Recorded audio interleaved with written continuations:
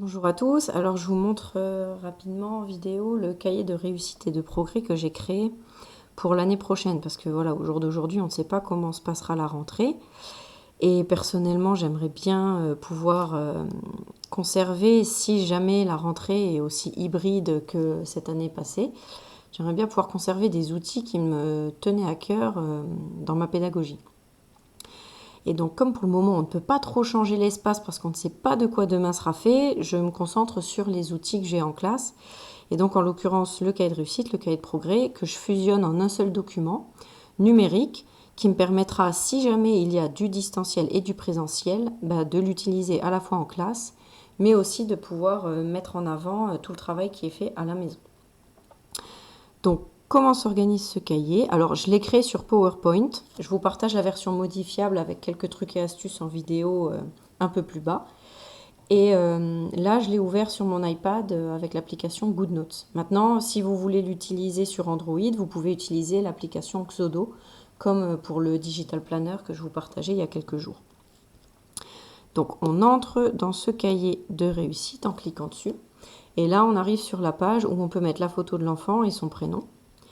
Et ensuite, il y a l'accès au cahier avec les réussites et au cahier avec les progrès. Donc, je vais commencer par le cahier de progrès parce qu'en fait, c'est le plus simple au final. Le cahier de progrès, c'est d'abord il y a le descriptif avec les petites cases où on complète avec les enfants pour chacun des objectifs comment ils progressent. En haut, il y a toutes les disciplines qu'on doit remplir avec une petite page pour retourner au cahier de réussite si on en a besoin. Et du cahier de réussite, il y a une petite page pour retourner au cahier de progrès. Quand on clique sur une page du cahier de progrès, sur une discipline, on arrive donc du coup sur toutes les petites cases de compétences à valider. Donc moi j'ai codé, là c'est spécifique au CP. Et à chaque fois il y a des cases vides si on doit en rajouter pour pouvoir adapter à chaque enfant, lui mettre des petits objectifs un peu plus simples si besoin.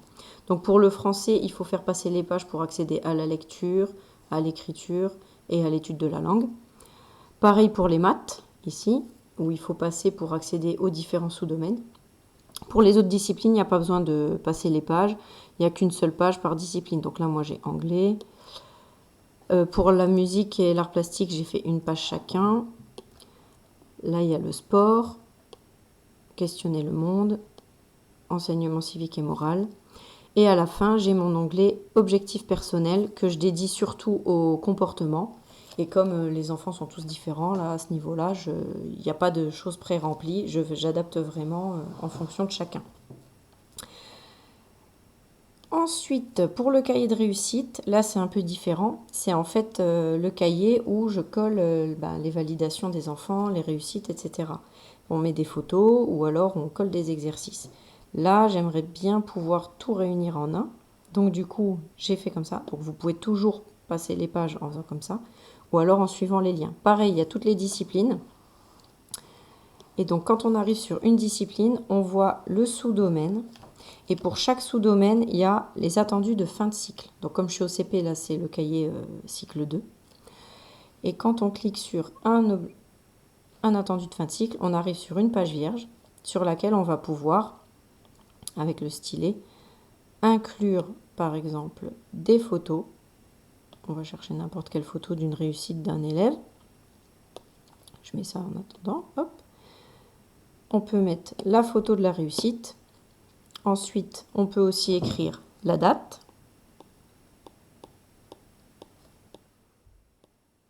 Et à côté ou en dessous, comme on veut, on peut écrire ce qu'il a réussi à faire. Alors, ça, effectivement, je préfère la version papier qu'on peut faire avec les enfants en classe et qui peuvent consulter quand ils peuvent, quand ils veulent du moins. Mais voilà, dans le cas où on serait à se couper en deux, distanciel, présentiel, on ne sait pas de quoi demain sera fait, je voulais une version que je pourrais compléter avec eux en individuel en classe, avec ce qu'ils font en classe, les photos qu'ils prennent, des activités, des manipulations, etc. Mais je voulais aussi que cet outil me permette de mettre directement les photos que les parents m'envoient, des activités des enfants, leurs réussites, même si ce n'est pas forcément des réussites directement liées à l'école, comme ça on peut les mettre en valeur. Alors, pour écrire ce que l'enfant a réussi à faire. J'aime bien quand c'est l'enfant qui fait, mais là, on verra comment ça se passe à la rentrée. Soit ils écriront sur l'ardoise et je prends en photo l'ardoise et je rajoute à côté de la réussite. Soit j'écrirai moi si c'est du travail à la maison. Enfin, il y a plein de possibilités. Après, chacun s'organise comme il veut pour pouvoir utiliser cet outil dans les conditions qui lui conviennent à lui. Donc voilà. Et ça s'organise pareil donc pour toutes les disciplines. Sous-domaine, attendu de fin de cycle. À chaque fois.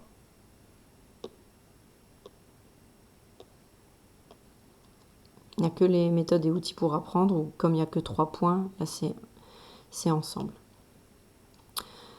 Donc pour retourner à la page de départ, c'est ici, sur le petit i.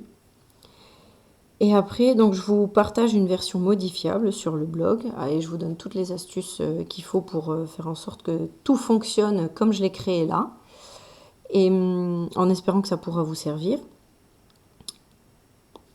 Et puis en espérant aussi qu'on n'aura peut-être pas à l'utiliser, qu'on n'aura pas trop à gérer distanciel et présentiel. Mais en tout cas, voilà, cet outil me permettra ensuite, une fois qu'il est complété, d'être chargé en PDF pour être envoyé aux familles.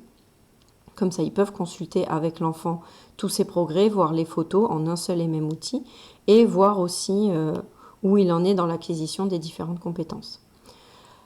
Maintenant, au niveau pour compléter ce livret, ben, là, ça sera à chacun de voir. Moi, soit je le ferai en classe avec les enfants pendant les temps de bilan individuel, soit j'ajouterai moi-même depuis chez moi les photos que les parents m'enverront. Et s'il y a besoin, je reprendrai avec l'enfant en classe pour qu'il puisse ajouter son petit texte et ses petites précisions. Voilà, mais c'est un outil, on va dire, de secours, parce que l'outil papier que l'enfant peut consulter quand il le veut, ça reste quand même l'idéal. Mais au moins, voilà, personnellement, je me sens plus sereine. Comme ça, je sais que j'ai cet outil à disposition si jamais il y a besoin de faire du distanciel et du présentiel en même temps. Voilà, donc ben, j'espère que ça aura pu vous aider et que vous pourrez peut-être vous en inspirer pour créer le vôtre. Si jamais c'est le cas, n'hésitez pas à me faire des retours. Et pareil, si vous avez des idées pour l'améliorer, ben, rien n'est jamais parfait, tout est améliorable, donc je suis preneuse. Voilà. Belle découverte à vous, et puis ben, bon courage pour les dernières semaines qui nous restent. Au revoir.